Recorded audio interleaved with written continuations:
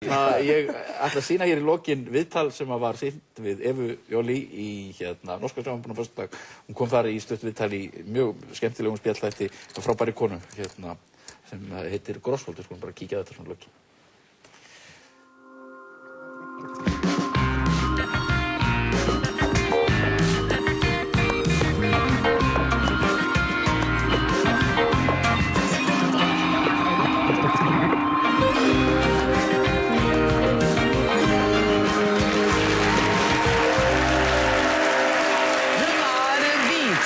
Forbryternes store skrekk.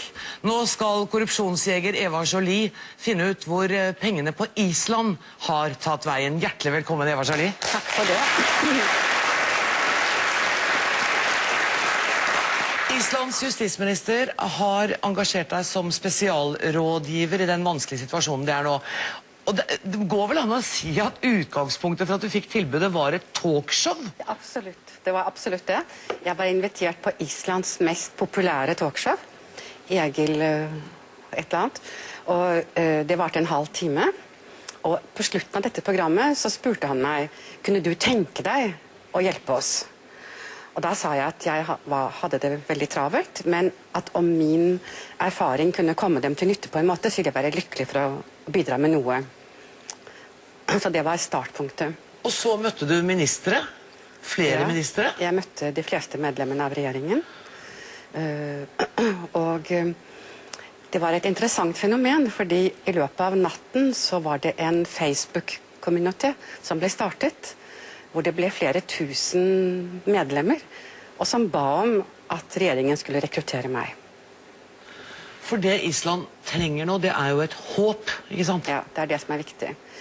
Og det vi må skjønne er fortvilelsen deres, ikke sant? Fordi de går fra å ha vært en av verdens rikeste nasjoner til å plutselig være på fajittens rand.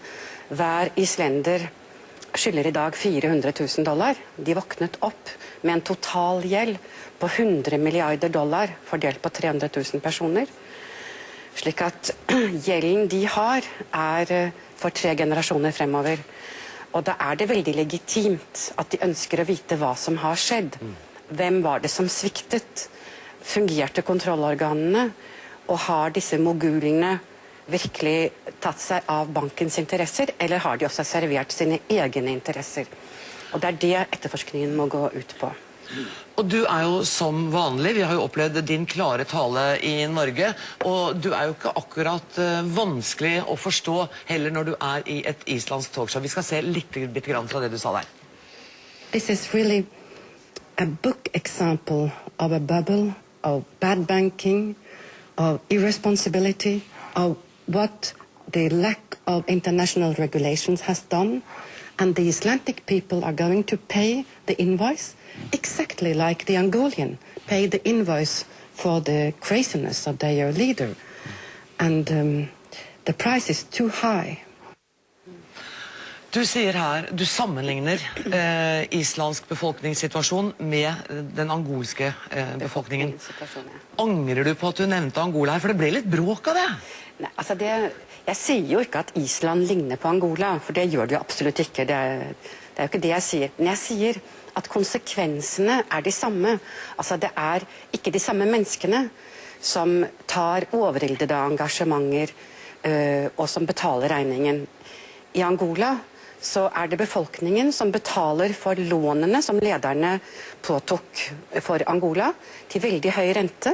Denne rentesatsen i Angola var kunstig høy, og i virkeligheten så delte lederne i Elf og lederne i Angola overprisen på det lånet. Og det ender jo opp med at det er befolkningen som betaler. Og sånn er det jo også på Island. Altså denne festen, selvfølgelig har det skapt litt velstand på Island, eller noe velstand, men i dag, når situasjonen ender opp, så har jo mogulene fremdeles sine flotte leiligheter, sine flotte båter, og alt livet går bra for dem.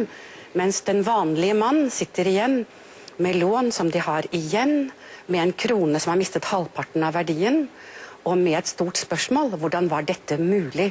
Hvordan kunne man gjøre dette for oss? Og det er jo slik at elitene har sviktet veldig.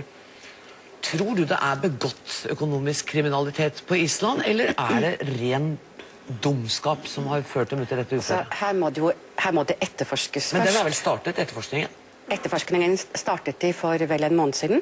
De har opprettet et spesialt etterforskerteam, som er veldig få enda. Og den er ledet av en veldig bra mann, helt sikkert, men som ikke har erfaring i internasjonal etterforskning. Og de har ikke fått adgang til bankdokumentene, og det er den absurde situasjonen de var i, var at det som tilsvarer kreditttilsynet der, mente at de kunne ikke utlevere dokumentene, for der hadde de taushetsbestemmelser. Og det er altså en ganske absurd situasjon. Ikke Så sant? politiet har ikke fått adgang til alle de bankdokumentene som Nei, de skal ha? det har de ikke enda. Så der var det en litt låst situasjon, men den kommer ikke til å vare. Det tror jeg ikke. Jeg må bare spørre deg. Jeg har hørt historier, det går rykter om at det skal være observert at det er båret kofferter med store pengesummer ombord i fly på Island, som er fraktet andre steder i verden. Har du hørt disse ryktene? Så jeg har jo hørt ryktene, men for øyeblikket så er det jo bare rykter for meg, ikke sant? Og det som er viktig nå, er å få det store bildet. Slik at en av mine eksperter, som jeg har jobbet med i mange av mine store saker, har akseptert å reise til Island, om Island ønsker ham, selvfølgelig, det er deres beslutning. En fransk ekspert? Jeg foreslår en fransk ekspert, en veldig flink mann som er ekspert på banker og på bankfusjoner, for at han kan gå gjennom mesteparten av dokumentasjonen og hjelpe oss å forstå det store bildet. Og så får vi ta tingene etter hvert. Og det som jeg synes er viktig, ikke sant, det er at når du har rykter som sier dette, og du har vitner som sier at her er det 100 skatteparadisselskaper på Tortola, og du vet at regnskapene er oppblåste, at de er falske, da behøver du ikke sitte og lure veldig lenge på om du skal starte en etterforskning. Altså når du bokfører verdier for mye høyere verdi enn det de har, så er det også sannsynlig at du ikke respekterer andre regler. Ljuger du et sted, så er det sannsynlig at du har flere løgner. Ja, det har noe med det å gjøre. Ja. Sant? Du, lykke til. Altså, i tillegg, dette er jo bare en liten bijobb, for du skal også drive valgkamp for du vil inn i EU-parlamentet. Det er jo mye som skjer.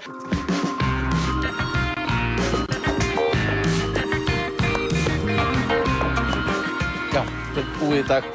Ég þakka ykkur kærlega fyrir að horfa. Við erum hérna aftur í næstu viku.